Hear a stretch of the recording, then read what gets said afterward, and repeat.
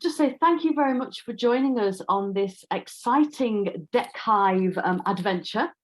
It came about because we all love Terry Pearson's cards, the Transform deck, and last year we had a few member-led sessions where we looked at different interactive virtual tools, and it was Rebecca Ray who actually did a very, very quick demo of Deckhive, and everyone went, "Ooh, we like that."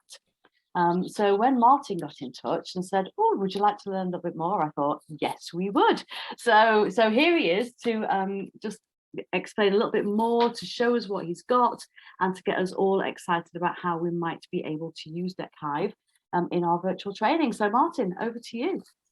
Thank you, Sheridan. It's nice to see everybody. Thanks for joining. I know you've got busy diaries, and at the end of the week, normally, if you're like me, then it's kind of the case of trying to finish off all the things you thought you were going to be doing on Tuesday or Wednesday earlier in the week. So I appreciate you taking the time to be here.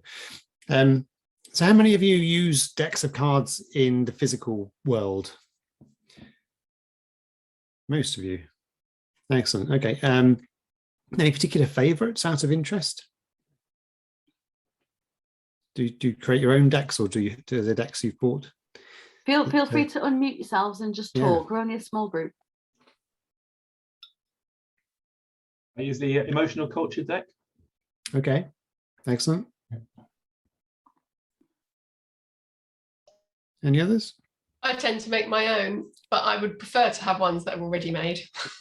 Oh, it takes away some of the fun. It's nice to make your own sometimes, I think. I just use picture cards when I used to do delivery, just because I found them quite versatile. Yeah, it's one of the great things about pictures, isn't it? You can use them in so many different ways. And I mean, the cards have been used for a long time, haven't they? I probably quite late to the party, but it was 10 years ago now that we created our first deck of cards of our own. So we're going to use cards in a fairly informal way in some of the training and development work that we've done as business psychologists. So that's my background. Myself and my business partner, Michelle. We're psychologists at Work Positive. And then we created a deck of cards called the At My Best Strengths cards. You may have seen those before. Some people have seen those. They're very simple, just single words on one side, photos on the other, and they're around helping people to identify when they're at their best, and also to give feedback to others about the things that they value and appreciate about each other. So they're a really positive tool to use. And through the process of developing those and using them and creating another deck subsequently, which is the Good Question cards, we've kind of fallen in love really with the format, because there's so much that really works so well in terms of getting people to think slightly differently, empowering people, giving them a sense of control over the activity. Small though it is, they're just being able to hold on to something and look at something with a single focus, I think does change the way people think, and helps them to sort of go deeper or dwell longer on a particular point than they would if it was just a conversation. So we love that about it. And we also love the dynamic nature about it, because so often, depending on the nature of the card deck, you can get some really valuable conversations going, people sharing with each other, often in ways that I think they might struggle to do if they didn't have that kind of prompt with them to help open up the conversation. And of course, they can be really flexible too. So that's one of the great things as a trainer about this kind of content, is that once you're familiar with a deck of cards, or you've created your own deck of cards, you can often find very different ways to use it, whether that's impromptu on the spur of the moment, or something that's pre-planned as part of your session. So there's lots that we love about the format. So it was interesting to us when the pandemic hit about what do we do now, because we had, by that stage, we actually got quite a decent size of audience for the At My Best cards around the world, lots of coaches and trainers, learning and development professionals and so on, who use them and would often come back and buy more and use them as part of their workshops, often giving people the decks to take away, so they could take their learning back to their teams. But people got in touch with us and said, help, what do I do now? Because I'm doing all my work online suddenly, and I've never had to do this before, but I love using cards and I love using your cards. So any ideas? What can we do? And some people have been very creative, and they've taken photographs of them and they tried to put them into PowerPoint, and it looked messy and it wasn't great. It probably wasn't ideal from our point of view either, as the producers of cards want to control the way they look and feel and have a certain sort of quality around them, and when they're kind of messy photos in PowerPoint, it wasn't ideal.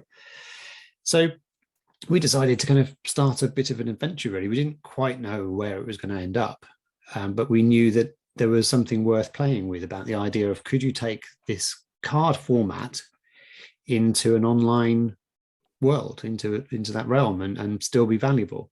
Because so much about what we've loved about cards, I don't know about those of you who've used them, my expectation was it was largely around the touch and the tactile nature of the cards that added a lot of the benefit.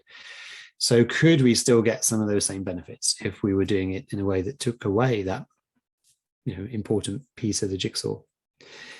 But fortunately, it seems that we can get a lot of the benefits. And so I'll share with you, in the next little while where we've got to in the journey so far. But essentially what we did at the first port of call was to create a prototype of our strengths cards and put them on screen, get people to move them around, and you couldn't even flip them over actually in that first prototype.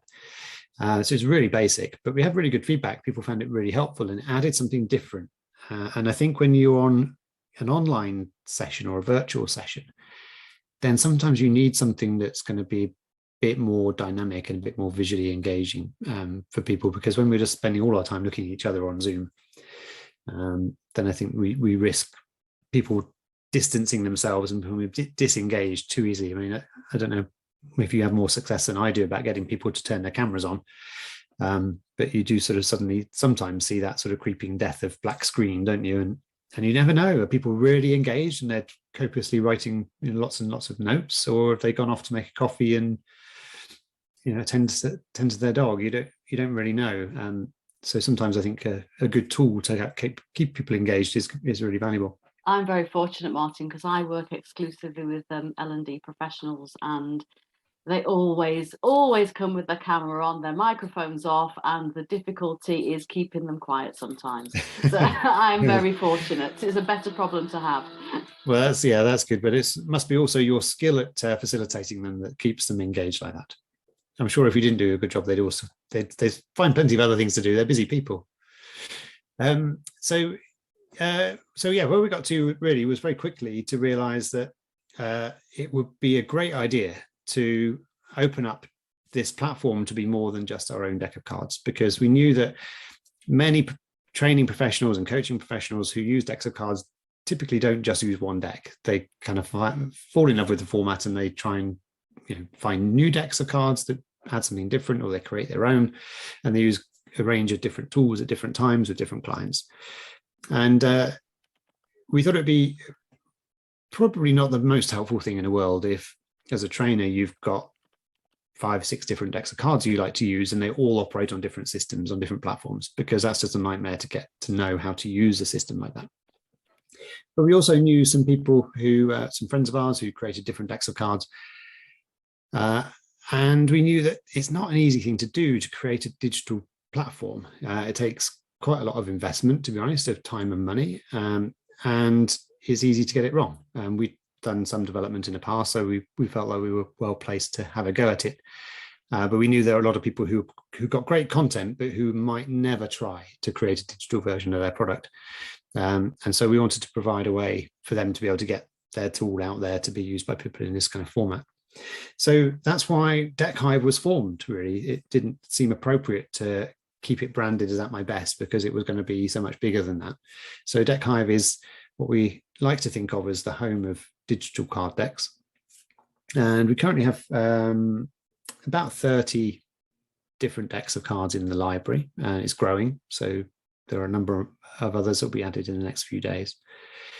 And then and you can also create your own decks. So not only can you access a library of the decks that are available that we add there and publish with the support of the creators, but you can be creative, create your own card deck, and then use that in a virtual way, whether you're working with a group or one-to-one.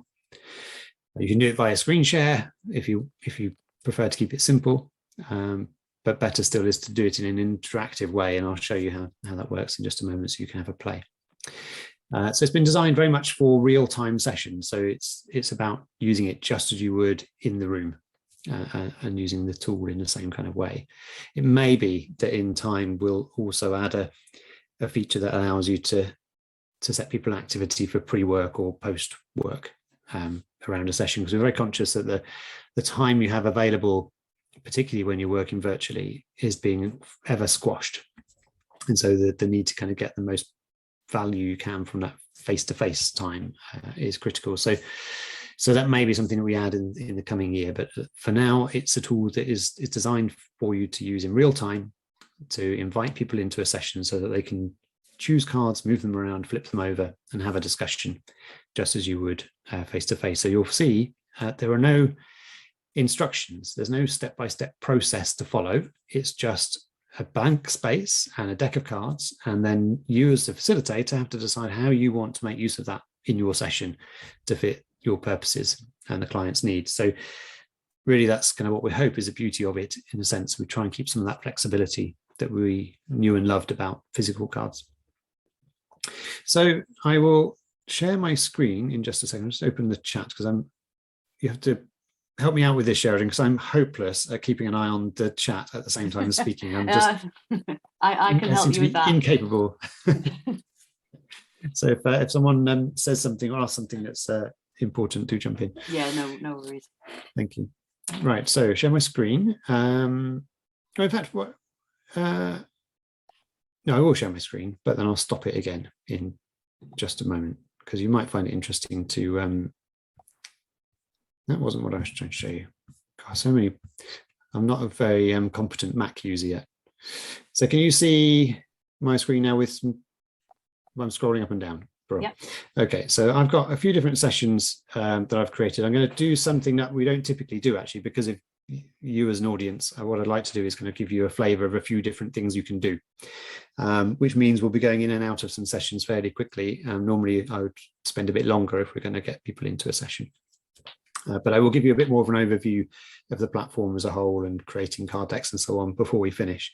So what I'll start with is this session using the emotion card. So I'm just kind of, I'd like to show you it, but I'd also just be interested to know how you're all feeling at the end of this week. So what we're going to see in a moment is the emotion cards. There are quite a few cards in this deck, but I'm going to ask you to have a scroll through and see if you can identify just one card that reflects reasonably well how you're feeling right now. So the way you do that is when you come into the session, I'll give you the link in just a moment, but over on the left hand side you'll see this icon here for the nature of emotions cards. Click on that and it will open the deck, and then you scroll, you have to use the little scroll bar and scroll through, and then you'll find a card hopefully that speaks to you in some way, and then you just drag that card over onto the table. So what you might need to do in order to find enough space for all the cards from all of us to go into is zoom out using your mouse wheel or your trackpad. A couple of fingers up and down on your trackpad will zoom like that, which makes a bit more space for you to stick a card. So just one card to reflect how you're feeling. So we'll do this as a bit of a check-in. So what I need to do to invite you in, so you can see how this works, I click on the people icon at the top there. It creates a share link. I copy that share link and I put that into the chat on Zoom. What I don't do, just as a word of warning, is to share the link in the top of my URL bar there, because that won't work. It needs to be the share link, particularly that we share here. So now, where have I got my chat gone? Okay, so hopefully you can see that now in the chat. If you just click on that link, as you're doing that, I should just warn you that it does work best on computers rather than phones. So iPads are not too bad, but it's designed for us to use this on a computer size screen, really, for very obvious reasons. If you don't have enough space to move cards around, it doesn't work so well. Yeah, we used to telling everybody, please join on your laptops. Yeah. I mean, I think, you know, in the early days, people used to join on the phones thinking they could listen in. It's like, no, that's never going to work. Yeah, absolutely. So I can see everyone's joined, or a lot of people have joined very quickly already. So we've got 11 people in the session now, so including me. So that's good, very quick. The other thing to bear in mind is I'll just say a few things as you're scrolling through, trying to find a card that reflects how you're feeling. You need to bear in mind that as the facilitator and the host of a session in here, that not everybody always sees the same thing. So you might be familiar with this with other tools if you used Miro or Mural or those kind of things. Because we have different size screens, we're going to get a very slightly different perspective on the world. So the table, as we refer to it here, that you're putting the cards onto, is kind of like the objective reality of this world. But my screen is like the window through which I'm looking at that reality. So I can choose to zoom in or out. I can choose to pan across to different parts of the table. And you won't know as a host necessarily what I'm looking at. So I could be looking at the right part of the table and see the content you're talking about, but equally I could be way off in the corner somewhere looking at something different. So you just have to be aware of that in terms of how you communicate to people, to be aware that sometimes if someone's got a small screen, something that's on the edge of your screen that's quite big, they might not be able to see it unless they move or zoom out. So there are things I'm sure we can do in time that will help with that, but right now that's still one of the things you need to be aware of. So you can see we've got a few cards added already. Some nice colourful pictures, which is good. Mixture of positive emotions and tiredness. It's understandable for a Friday, isn't it? Mostly positive though, that's good. I do love the photos that we have on this deck. So this deck was created by a lady called Candice in South Africa. And it's one of our more popular decks, actually, I think, largely because of the imagery on it. So again, lots of different ways you could imagine you could use this, but very often it's a nice way for a check-in and to get people talking about how they're feeling. But for certain topics, clearly, it can be more valuable than that. Sorry. So can I just, Andonella's said that it's quite small writing. Have you managed to zoom it and so you can see it a bit better, Andonella, or is there something that you can do as host, Martin? Sorry, I was just going to say, so it's if I'm doing the interactive bit, it's quite big. Yeah. But if we're using it where we're just sharing screen, it's very small. What would you do? Yeah, so the sharing screen is more simple in a sense, in that you have complete control over what people see, because so I mean that partly if you're looking at my screen, because I forgot to stop sharing it, but I was zoomed quite far out, so now I've zoomed in a bit more, then they've got larger again, so I will know what you're looking at because I'm sharing my screen in this way. But of course the downside of that is then people can't choose for themselves, or they have to explain to me what they want me to choose on their behalf. So we tend to try and avoid doing things that way if we can. And if you can get people into screen share, then to control it themselves, then that does tend to work better. So then otherwise people have to control the zoom themselves. So one thing I often do, and I do recommend, even though I just haven't demonstrated it very well here, is once you've shown people what to do, if you even feel you need to, is to stop screen sharing yourself, because otherwise it can get a bit confusing, because you've got then two windows that look the same. You've got people joining through their own browser, and we recommend Chrome, by the way, as the browser of choice for this if possible. And then you've got your own screen share, and so sometimes you'll get people looking at your screen share trying to move a card and they can't, because it's not their screen to control. So it helps to avoid that confusion if you stop screen sharing, and then if they can see the cards, you know that they're looking at the right thing. Susie has asked a question. Susie, you are in mischievous mood this week. Is there the option to add ones? For example, I would have liked curious. I thought there was a curious. There is one. Curious. Is there?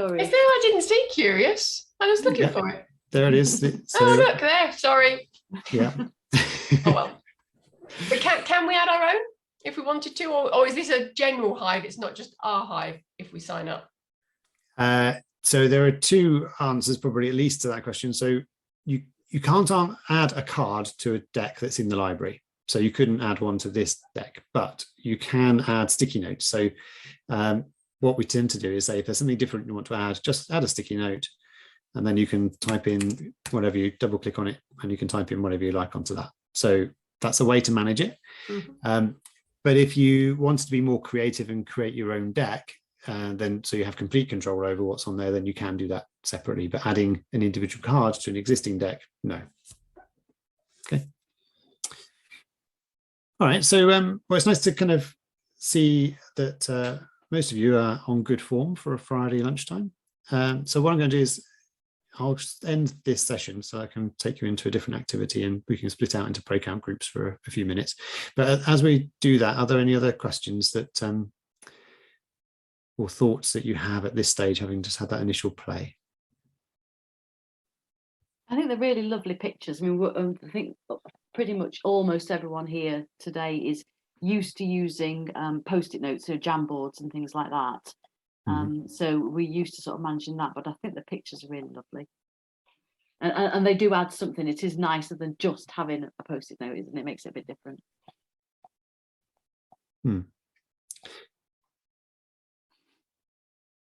So what you'll notice is that, as I said before, it's designed to be used in real-time sessions. So therefore, when I leave as a host, you then get kicked out.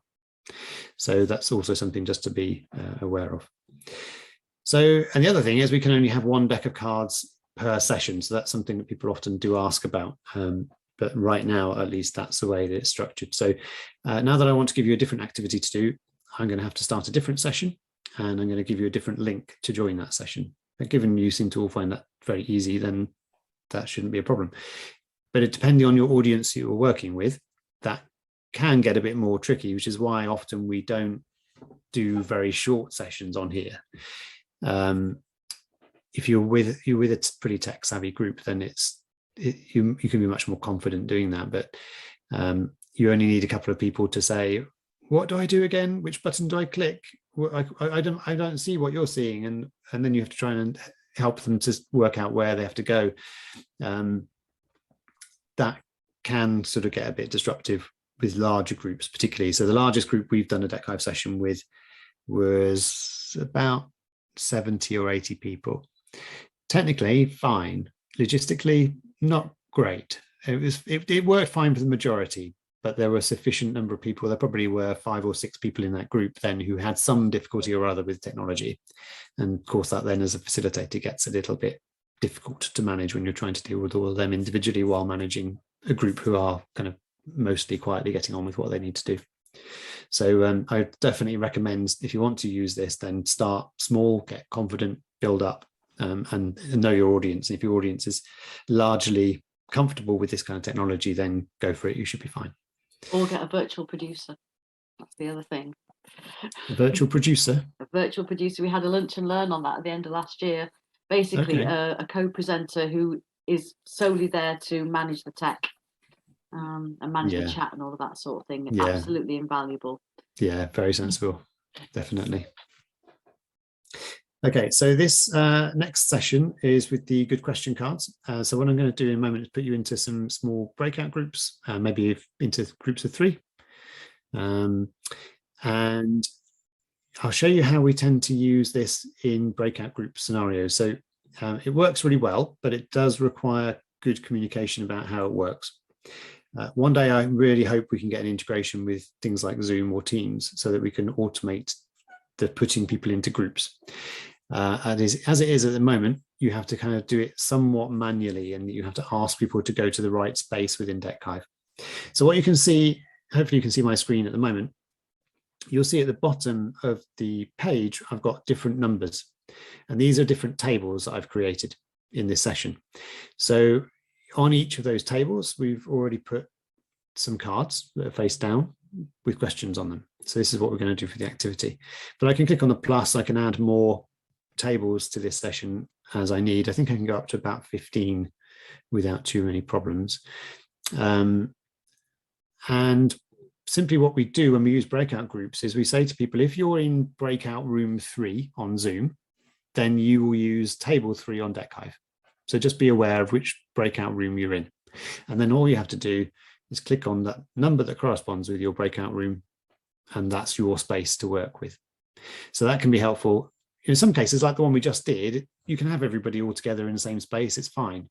But if we're going to ask people to choose 7 or 8 cards each, then that's not going to work so well because we're going to run out of space. So then it tends to work better to have a different space for each breakout group. Or if you're working with a small enough group and you know who people are going to be, and depending on the nature of the activity, you might even want to give a different table per person. and then you can rename those tables. So you just click on the orange number, you can rename it.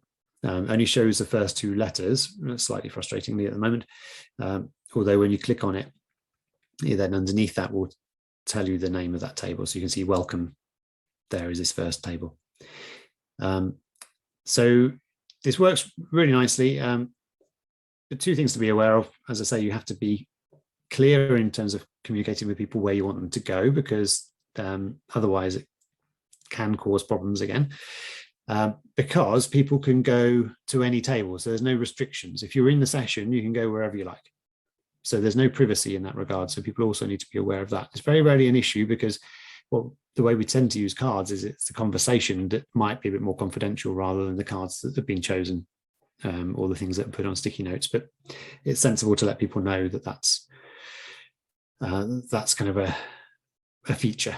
But it clearly has advantages in other situations. So if you want to do breakout groups discussion and then go back in plenary and go and visit each of the different spaces to then get people to debrief to the rest of the group, then it's very easy to do that. So I'm going to just invite you now to this session, first of all, before I put you into breakout groups. I'm going to copy the link again. And then the activity here, as it says on this welcome table, I've just added some sticky notes to clarify the activity, which can also be useful because people tend to not pay too much attention, as you know, when you're giving them instructions, especially if you've got out the toys and they're starting to play with cards. So it can help to have a sort of recap of what you want them to do on the first page. So go to your table number that reflects your group, and then you can hover over a card, flip it over, see what the question is. And then I'd like those of you in the group just to share your answer briefly to that question. If you don't like the question for any reason, that's fine. Turn it back over again, choose a different one. Okay, so we'll give you just 5 minutes or so, but you'll know your group number by the room you're in Zoom. So when you get the invitation to join the breakout group in Zoom in a second, you should see what room number that is. And then that's the table to join. Okay. And we need the link as well. Yeah, you do. So I'm just going to copy that. I think I just did this. I'll do it again and then paste that in there. There you go. Are you able to do the breakout rooms, Martin, or do you need me to do them? If you could do them, that'd be fabulous. So just groups of either 2 or 3 will be fine. So how many of us are there? 14 of us, about that. If I do. Martin, can I just ask a question whilst we're doing this? Yeah. So I've just followed your link and I've had to put my details in again. Mm-hmm. So am I opening up a new tab, a new session? Yeah, so this is a new session. It'll open a new window or new tab, I guess, in your browser, but it sits separately to the one we just did. So if you were to rejoin the session we just did, then you wouldn't have to put your details in again. It would recognize you and you'd be straight in. But because it's a different session, you enter your details again. Okay, do you want me to say who's in which room, or will that much be obvious? I think it'll be obvious. Yeah, don't worry about it. We've got, we don't have a lot of time for this discussion because I'd like to show you another activity quickly, but I'll just show you how this works. Now, this might be familiar if any of you were at the session that Rebecca did a while back for you, because I think it's certainly with the same deck of cards, but whether it's quite the same activity, I don't know. So let me share my screen. There we go. Right, so I'm going to end this session again now, leave that one, which will kick you out from your end too. And then so you can see how this works on my dashboard. I've got my favorite decks. I've got some decks I've created myself, and then underneath there I've got my sessions. The green ones are the ones that are currently active, and the other ones are saved ones from previously. So I'm going to open this one here, which is the strengths exercise. So this is the one we use most, really, and primarily because it's the At My Best strengths cards, which is the tool that we often use in our own work. So that's kind of why we default to this so often. And we often will use this again in group scenarios to help people have a better conversation around their own strengths, but also to help them to get better at identifying strengths in others. So the way it works, I often will again create this welcome page, which is the page that everyone will land on when they join the session. So it helps to put these instructions on there. And the structure of it is that you ask people to choose a photograph from a deck of cards that reflects the time that they've been at their best before. So again, putting people into breakout rooms and going to the table that corresponds to their breakout room number. And then they open the deck of cards and they flip them all over. So on the top left-hand side, you've got the flip all icon. So you can see the photographs. You can then scroll through, find a picture that reflects you at your best. So use that visual metaphor. And then the first person in the group will tell their story. So they'll show which picture they've chosen and they'll explain why. And the others in the group will do a bit of coaching and explore what went on in that scenario. What was it that happened in this example when this person felt that they were at their best? And they'll be listening for strengths.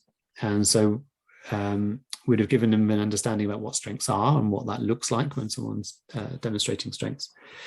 But we'll encourage them to ask questions that are probing around a positive rather than trying to get distracted by contextual factors that aren't about the person or about the person's weaknesses or things that didn't go so well. Very often, as you'll know, people talk about their strengths, but they'll quickly fall into talking about weaknesses and going off on a tangent rather than sticking with when they were at their best and how that felt, which is why this can work so well as an activity because it helps to keep them on track. And then, so I'll go on to this example page. So they've chosen the photograph here, put that on the table.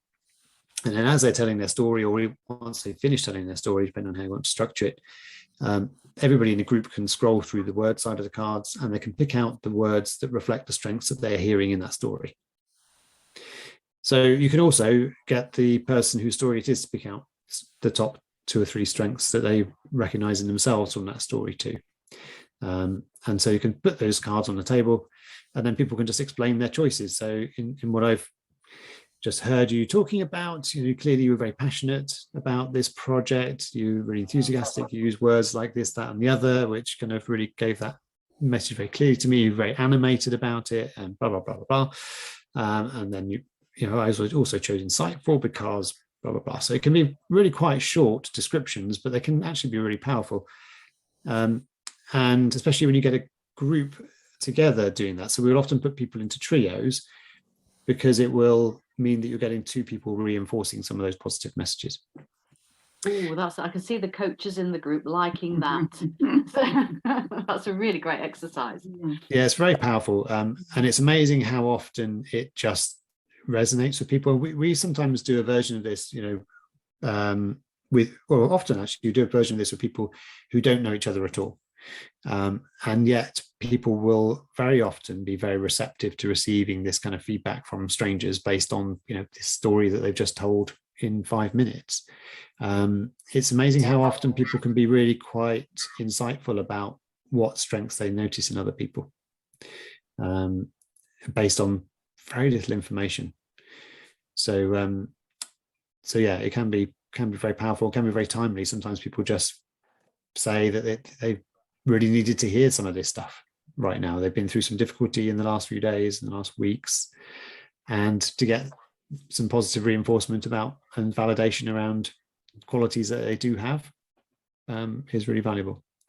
That really ties in with what we were talking about to our drop-in yesterday about how we censor ourselves and we tend to focus on why things won't work. So this is just flipping it completely, isn't it? And getting people to focus on the positives. And I love the fact that you can use it with people who don't even know you. Sorry, Banter, were you going to say something? Yeah, I was just going to ask, once you've got this, can you save it for a client or? Yep. So there's 2 different ways to do it. And I was about to say, actually, if you look at the bottom, you'll see that I've got this camera icon. And if I click on that, it will save a screenshot of all the content on that table. So that's a really valuable thing to encourage people to do because they can all do that independently within your session and take a screenshot before they move on to the next person in the discussion. They can take a screenshot of where they got to. So I always encourage people to do that. But you will also have the session saved on your dashboard. So you, as the host, can go back in at any point and then see the content. And then, of course, you can take a screenshot if you needed to. Or it might be even a session that if you're doing it in a coaching context, you may then be working with that client again and want to open up that same session and continue that discussion or revisit it at some point down the line. So you will have those options available if you want them. That's one of the great things, obviously, about digital platform that you get above the physical world, is that you can leave this here and come back to it whenever. So yeah, so again, different tables, for different people or different groups. When we're doing it with a team, it works really nicely to give each person a different table. So click on the orange, the active table, click on rename, call it, whatever you want to call it. And you can set all that up in advance. So if you know who you're working with, it's nice to kind of prepare this activity to some extent. One tip, just on a practical level, that's really helpful is that if you have a kind of activity you like to do very often, then create it as a template, like I did with the last activities with all the cards face down. One of the downsides for Deckhive at the moment is there isn't an easy way to just put an array of cards out on a table. You literally drag them across one by one and line them all up to get them tidy the way you want them. But you can then use the simplicity of the features in here to help you. So create one table the way you want it to be, and then duplicate that table into other tables. So if you click on this orange one here, you'll see it's got duplicate.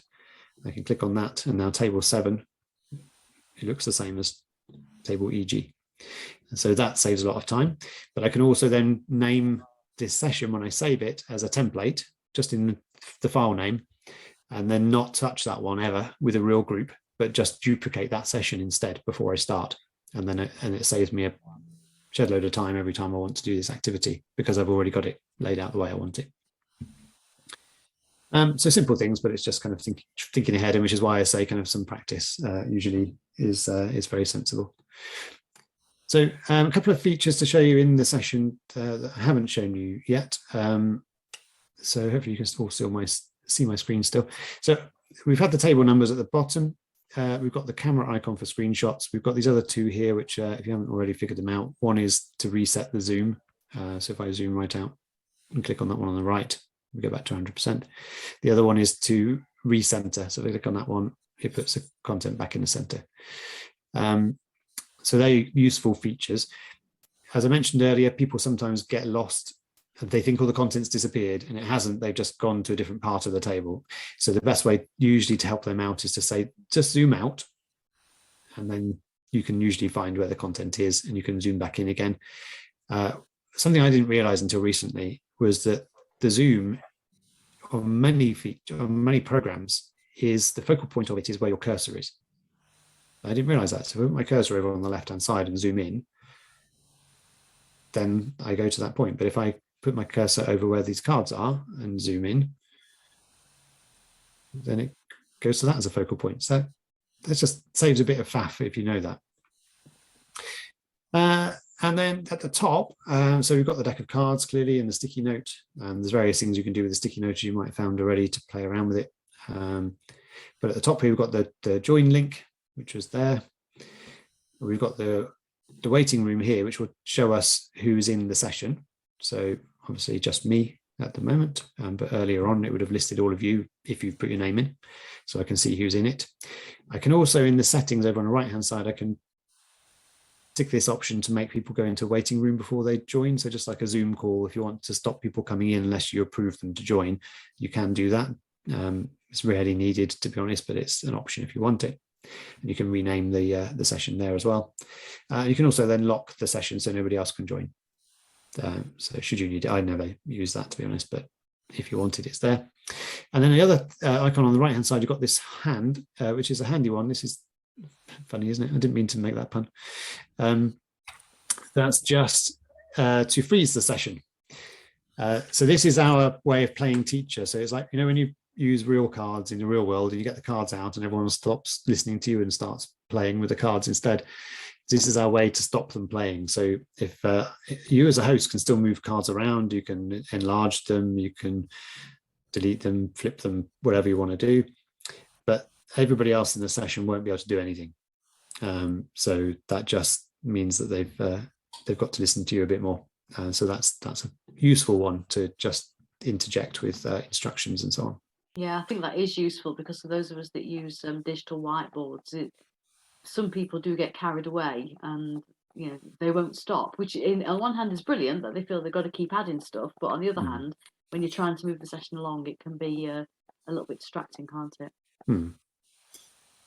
So I would love to know either at the end of the session or subsequently, if there are features that you think really would make a difference to how you'd use this, then I'd love to know, because If you're thinking it, then you're very likely not the only one.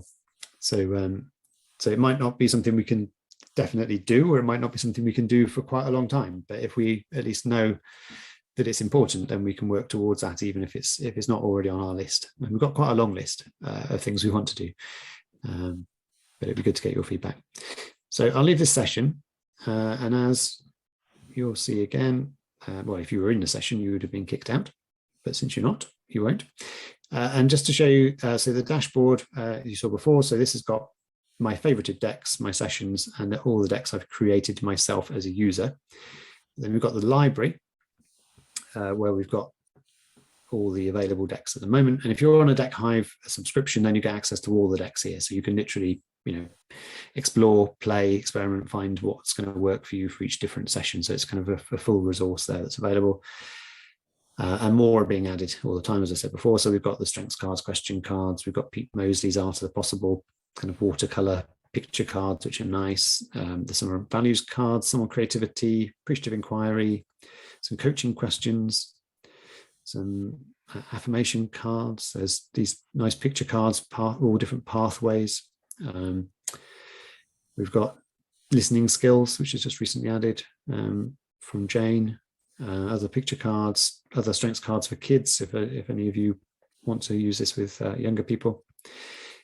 Some on motivation, and the most recent ones we've added are these resilience decks, which is from a lady in Australia who's an expert in this area. So 3 different decks around resilience. And the emotional health cards I think are quite nice as well, which are from Blobtree, which are used a lot in schools, but often in organizations too, just to help people talk about emotions in a more pictorial way. So lots of different options there, but as I said before, if you don't find what you want there, then you can create your own card deck. It's really easy to do. I won't go through the details of it now, but what I will do is point you towards a tutorial. So at the bottom of the website, in the blue section, there's a tutorials, and there's a number of different ones there, but one of them is about creating a card deck. And there's a video that walks you through step by step how to do it, but it's all pretty straightforward. So that's really good if you've got like a particular client that you're working with and you want to make the card deck branded for them. Because of course, with something like this, you can create a card deck and then you can recreate it and rebrand it for every client you're working with, so it feels a bit more personal for them. So that's another advantage of working like this. None of the print costs that are associated with that as well. So I think that's probably it really in terms of what to share with you at this stage. But any questions from that sort of whirlwind tour? Oh. Do we put it in the chat box, the question? Just ask. Oh, okay, thank you. Are the cards available in hard copy? I know you've done this fantastic demonstration, but my immediate question is, can you get them hard copy? Yeah, so most of them. I hesitating to say all of them because there might be 1 or 2 that you can't. Certainly the starter decks that we've created, which are the Deckhive branded ones, aren't available in physical form, but they're the more basic decks. But the vast majority of the others were in physical form first, and then we've worked with the creators to put them in digital form. Over time, that might well change because obviously you can much more quickly and easily create digital versions. But our preference is to have ones that either are physical already or will become physical. So I'm thinking about the strengths card straight away. And my name's Anne, by the way, not Susie. I know, I'm wondering why you've come in as Susie. Very confusing. I'm a bit bored with Anne. Oh, yeah, right, okay. Brilliant, thank you. I'll be ordering those. I love those, thank you. Thank you. I was just going to ask Martin, because we had a very quick look at all the vast range of decks in there, and I think that's very appealing. So if you subscribe to Deckhive, is there a limited number of decks, or can you just, is it literally 1 at a time, or do you get to choose 6, or are there different levels? Right now, you have unlimited access to all of the decks. Wow. So there are 2 plans we have right now. And this, I say right now because this is still a work in progress and we may well have got some of this wrong. So we are kind of holding our hands up and saying, yeah, things might change when we realize it doesn't make any sense. But at the moment, there are 2 plans, and the difference between them is based on the number of sessions that you activate in a month. Right. So the starter plan lets you have 5 activated sessions. So you can create as many draft sessions as you like, but then when you activate a session, it stays active for 12 hours. you can have as many people join that session as you like during that 12 hours. But after that, if you want to reactivate it, you have to use another credit. So if you're kind of like someone who's just going to use it From time once or to twice time. a month, Yeah. that's fine. But it gives you access to every deck. And the other plan we have is our unlimited plan, so that lets you have as many sessions as you like, with as many decks as you like. So Cool. yeah. So that for that sort of 5 limits is an ideal way to try it out, isn't it? Because I guess after 5 turns, you'll decide if you like it or not. Yeah, it is. Although even better is the new feature we added just a couple of weeks ago, which is our 30-day free trial. Oh. Which effectively gives you unlimited access. So what we wanted to do with that was give people the chance to just play as much as you can. Like, don't be limited. So if for 30 days, just use it as many times as you can with friends, family, colleagues, whatever, to just have a proper play around and get familiar and learn how to use it and see whether then it's adding value. So you can sign up for that at any time. And I know Sheridan's got a link she will share with you. I have already put it on the website. Get me getting ahead of the game. Fabulous. So that's the best way to start, to be honest. And then if you want to subscribe after that, then Sheridan also has a discount code, which will give you 25% off your subscription for the first 12 months, or up to 12 months, depending on you. Okay. You'll have to remind me of what the discount code is, Martin. I wrote it down. I wrote it down earlier, actually, just to make sure we didn't. I'll make sure everyone gets that, and I'll write it down as well, so that there's no confusion. Yeah. Well, we kept it simple. TDC25. There you go. TDC25, and actually 25% off for up to 12 months. I think the fact that you do a proper free trial, which so few people do, I think that's, there's no reason not to try it, is there? Let's be honest. And also we don't ask for credit card details as well, because what we also don't want to do is for you to have a trial that you accidentally fall off the end of and start paying us money, because I know that happens a lot and that's really annoying. So it's a proper trial where if you don't put your credit card details in at the end of the trial, you just forget or haven't bothered or whatever, then you'll just automatically move on to the paused plan until you decide to opt in and carry on at some point. So it's a safe trial in that regard. Fantastic. And we'll just do that via obviously the link that's on my website, or just find Deckhive directly. Yep. And make sure you've got note of that discount code while that's still valid. So thank you so much for that. It felt like a very whistle-stop demonstration, Martin. I felt like you could probably do a full day on it. If anybody has got any further questions, do stay on. I'm very happy to stay on here, but we'll stop the recording, and obviously if you need to go, that's absolutely fine. But I'd love